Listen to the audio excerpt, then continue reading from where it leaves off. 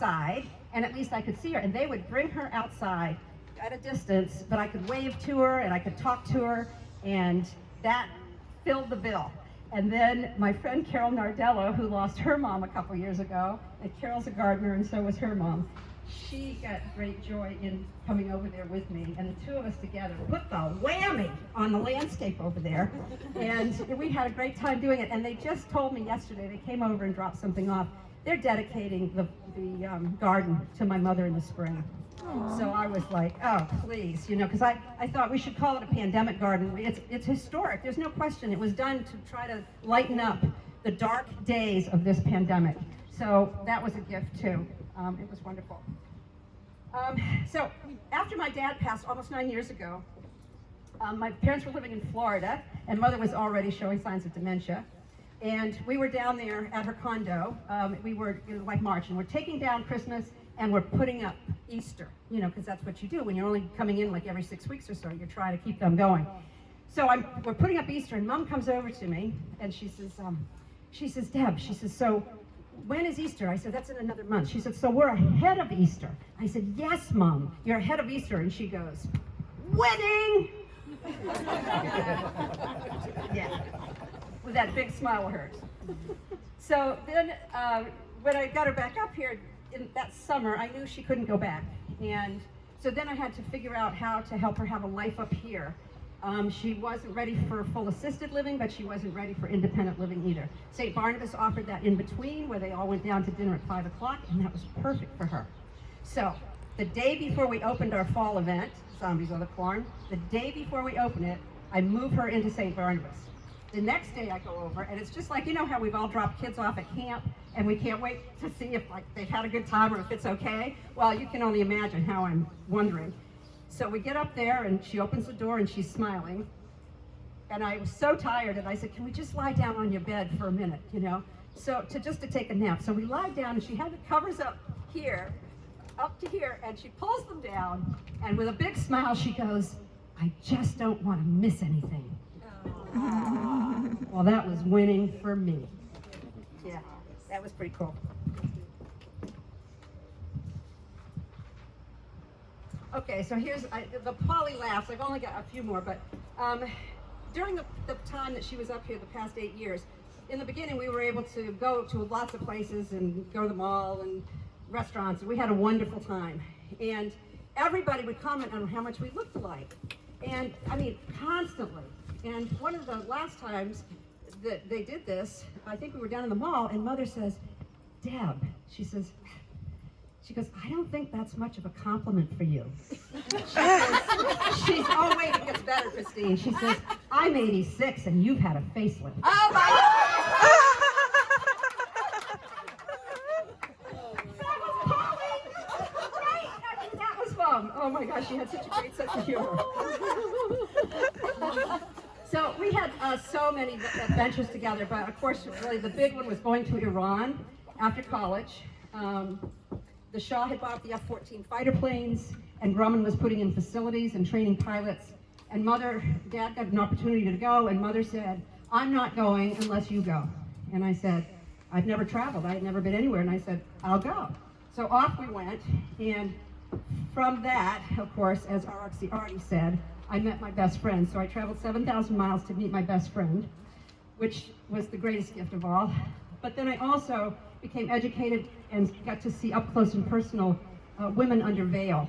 And as you all know, that's become a passion of mine, is trying to help women that are oppressed and that live under veil. So I owe that to my parents and my mom for that experience.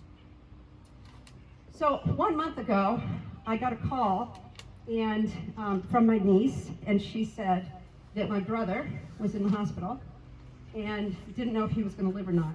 Then I called his wife. Where's Deb? Yeah.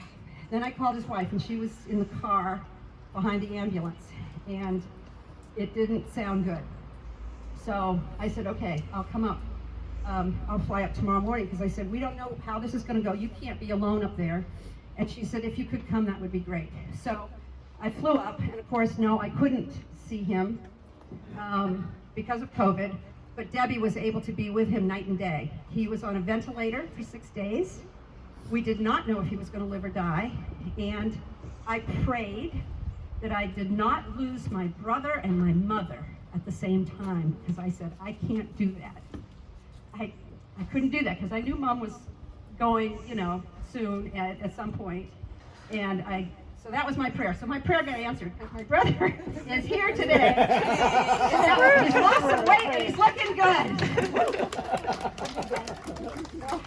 And just a real quick little tidbit, when he was up there, my brother has his PhD in immunology and virology, and when he was up there, some of them knew him because of his last research project, which was identifying, defining margins around tumors for surgeons to make it easier for them to just get the tumor, I guess. And they're using that up there, and they're using it at a number of hospitals, and that was his project. So they knew him, so I thought that was pretty cool. So obviously Mother was very proud of him. Both our parents were, and I always said he got all the IQ, and I got all the EQ. Months ago, when Mom would forget my name, I would always say to her, Mom, you had 2 children. Who were they? Because she never forgot this. And she'd say, David and Debbie. And I'd say, well, you know I'm not David. And she'd laugh. Fortunately, Mom was able to attend all 3 of her granddaughters' weddings. What a gift. And they've heard the behind-the-scenes stories, because I had her 4 days before the first wedding. Well, Alex's wedding was good, and then Jeannie's wedding came, and 4 days before that, Mom was in the hospital, and I didn't know if I was going to get her there. And then a couple years later was Kristen's wedding, and Mom was also very dicey, and I didn't know if I was going to be able to get her there, but she rallied, and then she rallied one more time to go to Rebecca and Jake's wedding, New Year's Eve, and so she loved it. She had her sparkly shoes, and she just had a ball, so that was a blessing for all of us. Then she also got to meet her great-grandson, Logan, who is 2.5, and the baby, Lena, who's now 8 or 9 months. She was able to hold Logan before the pandemic, and then Lena, she got to meet her through the plexiglass visitation, but her face lit up. She knew. She was happy to meet her. So before I close, just a few more people that I need to thank. Hang on. Most of you might remember Lillian McPeak, who was Mom's, she was with me for over 20 years, and a friend to Mother. We lost her a year ago. And then I was blessed with Sandy Erdner coming in. Sandy's been helping out in the kitchen here. A friend, she and Ken was helping us get all the food out. Ken's done all my events, chefed my events for 30 years. And then finally we had Judy Lanky, who came in, who was another blessing. So I just thank all of them. And I want to thank ROX for all the luncheons, because they were special. I could take Mom and we would go and have lunch. And I want to thank the Rogues, because we had so many, not just holidays, with Laurie and Ken and Katie and Rebecca and Jake and Adam, but in between dinners too. I mean, it was just awesome. So thank you all for your generosity. The Rogues offered their backyard for today if it was going to rain, and thank God we got this glorious weather. So I said, no, we'll do it here. But thank all of you for that. And I need to thank my husband for agreeing that Mom should come here and live with us, which turned out to be 3.5 years. He's cavalier about these kinds of things, but he was really good to her. And when Mom decided that 10 o'clock was her bedtime, that was great, except 9 o'clock was my bedtime. So Ryan, and I couldn't do it. I couldn't get her ready at 10 o'clock. I was exhausted. Ryan says, let's set her clock back. Set it ahead by an hour, and it worked like a champ. We point out the clock on the mantle. I said, Mom, it's 10 o'clock. She goes, oh, well, then I gotta get ready. Let's go. I gotta get ready for bed. So that was great. I've had to forgive Ryan his politics, and and look at all of his great traits, and he's probably had to do the same with me. So thanks, honey. Couldn't have done it without you. And finally, I need to thank Alex. When I broke my ankle a year ago, May, she brought me back from the hospital, and then she took Mom that night. And she kept her for 2 months while I couldn't walk. And I don't know what I would have done. She brought her over here almost every day that I could see her. And I don't know what we would have done if she hadn't done that. and then she and Nick got to have quality time with Grammy, and then Bella also got to have a watchful eye on Grammy. Where's Bella? So that's got her in good training for being a babysitter. It's impossible to distill a life down, especially one that 93 years into 10 minutes, but thank you for spending this time with us and helping to honor my mother. As with any lifelong relationship, there is laughter and tears. There was hurt that goes to your core and trials that test us and our limits. Mother and I went through all of that, but I can tell you in the end, I'm most grateful for the past 8 years because we had a good run and there was forgiveness and there was so much laughter. I've laughed more with her than probably any other person. The most wasted days of all are those without laughter.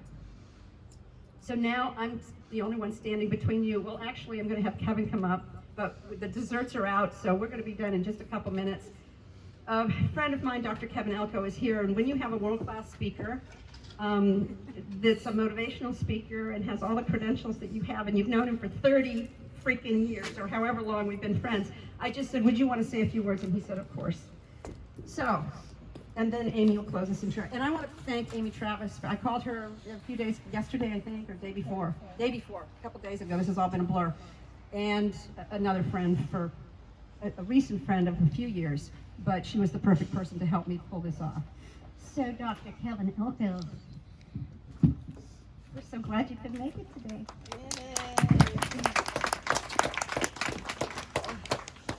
Can you guys hear me okay? We are so glad that Deb's mom did not have to be here today to hear Ryan's joke. She would have loved it. Can I get a witness back there? You gotta look for any blessing that you can get, right? This guy goes to his wife and says, honey, what would you do if I hit on the lottery? He said, I'd take my half and I'd leave. She said, that's what I thought. Here's your $10. Now you keep in touch. There's all kind of endings. I thought about writing my song myself. I think this would have been a hit. I get you out of my heart, but I can't get you out of my house. Or the favorite one, this is actually a song by Billy Ray Cyrus. My wife left town with my best friend, and I miss him. There's all kind of endings. Those two words sometimes don't seem like they go together. Good and ending. But sometimes they do go together. The two words, good and ending. See, let me tell you what today's about. Do you mind if we start there? Like, what's this about? This little boy was gone for a long time. He was gone for like the longest time ever. He finally comes home and his mom said, you know, where were you? You had me worried sick. Where were you? She said, there was another little boy and his bicycle broke. I had to help him. His mother goes, wait a minute, you don't know anything about fixing a bicycle? Little boy said, I know I don't. I just sit down and help him cry. Come on, somebody, that's what today's about. That's exactly what, we got our friend behind us. So we're gonna come and say, we're gonna help you say goodbye. We're gonna help you say goodbye to her. We're gonna shed some tears with you. If you're with me, clap one time. Come on, give me one clap. That's what I'm talking about. That's really what this is about. So I'm jogging today. And I'm jogging, this guy lives by me, his name's Jeff Gordon, an easy name, and he pulls up beside me. And he says, look, my mom and dad are 81 and 82, and they got COVID. And he said, man, you know, my heart's kind of broken. And I go, your heart should be broken. I'm going to say this to all of you guys.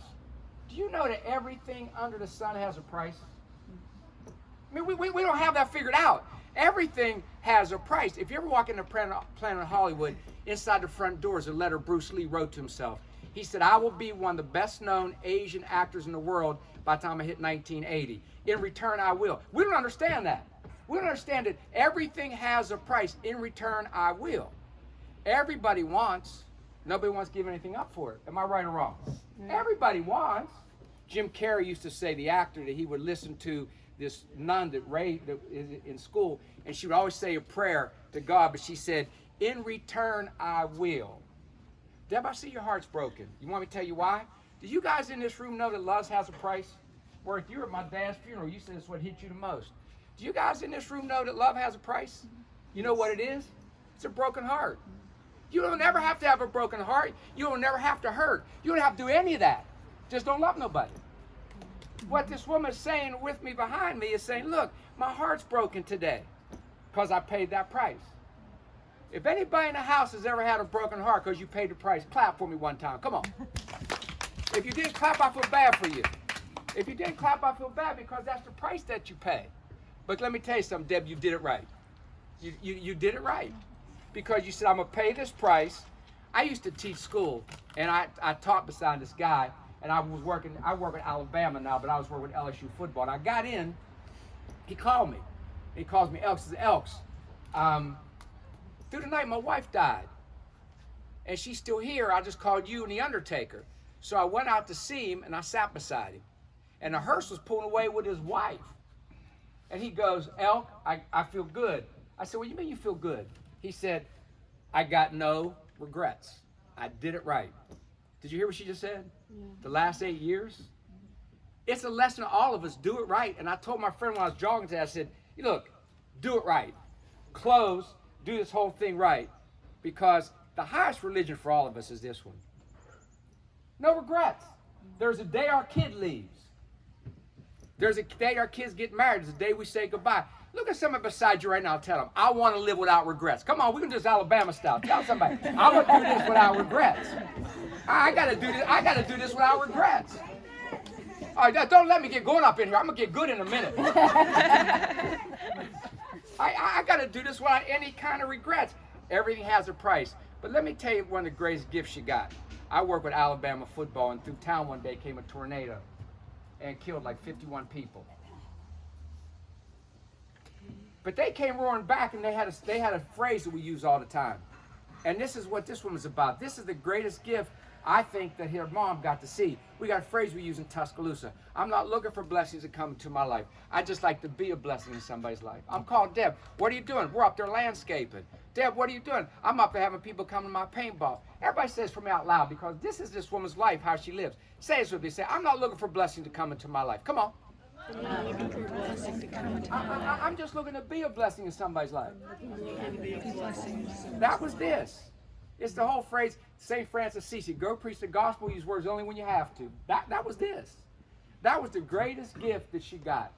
But let's all answer one question, because we got to ask this. Today's about remembering. Can I ask all of you a question? How you want to be remembered? Isn't that a good question to put in front of you on the front end? How do you want to be remembered? Isn't that good? Do you want people to get together and say, oh man, that person was mean, it was nasty. This woman just sat here and said, here's how I'm going to be remembered. There was a doctor, and every day he just took care of people. All he did is he took care of people every single day. That's all he did. And he didn't worry about the money. And he lived above a bar. And his office above a bar, and he had a sign, doctor's upstairs. So finally he passed away, and they get their money together, $4,000 to bury the guy. They have enough money for the tombstone. So they just took that sign and put it on his grave. The doctor's upstairs.